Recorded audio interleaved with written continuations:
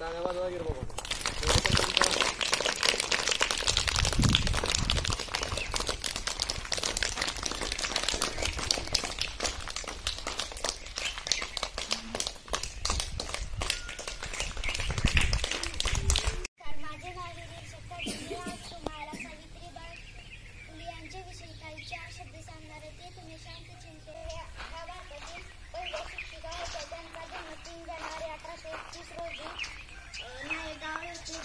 त्यांच्या वडिलांचे नाव नेवसे पाटील व आईचे नाव लक्ष्मीबाई असे होते.